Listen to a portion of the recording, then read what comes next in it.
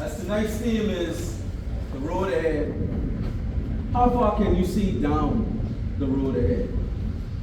As you ponder the question, my hope tonight is to encourage you as you journey on the road ahead, not to rely on what you see, but on what you perceive.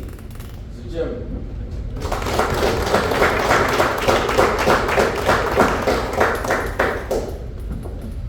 Some say seeing is believing.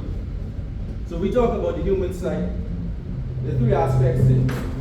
How you see from your standing vision, we see about 2 to 3 miles without any obstruction of view. If you have the pleasure to go on some exotic vacation or take some rock climbing adventure, and you get to elevate your vision, you can see to about 250 to about 275 miles. Real long. Or if you have the pleasure of some romantic escapade with a significant other, albeit maybe a wife, and you find yourself gazing at the night sky, you would be viewing about 23 million light years away.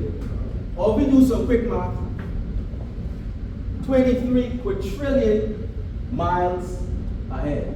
Yeah, you look faster. So here's the thing. What you do not know, the truth is, there is no limit to human vision. No limit. However, perception is more than what meets the eye. So the road ahead is not a question of what you can see.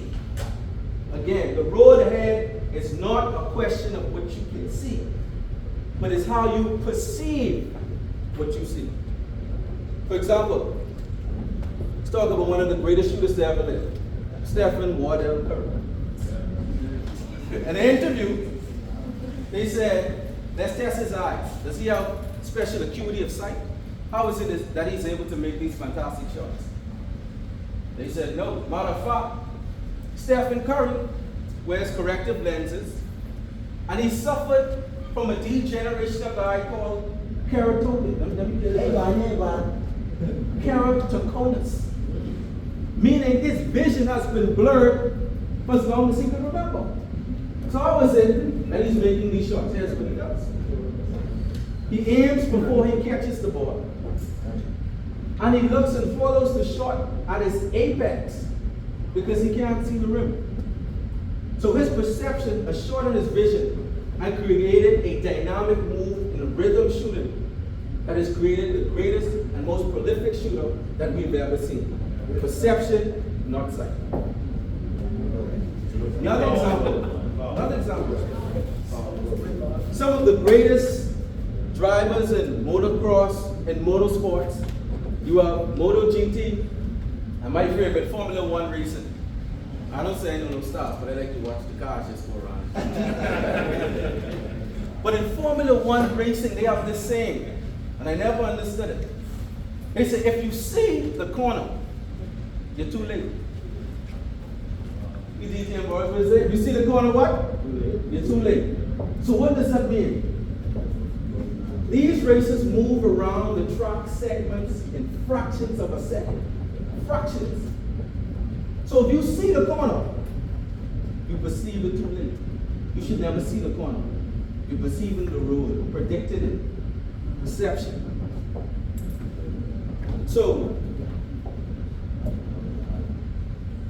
in both instances, Steph Curry's Formula 1 racing drivers, they're not acting on what they can substantively see.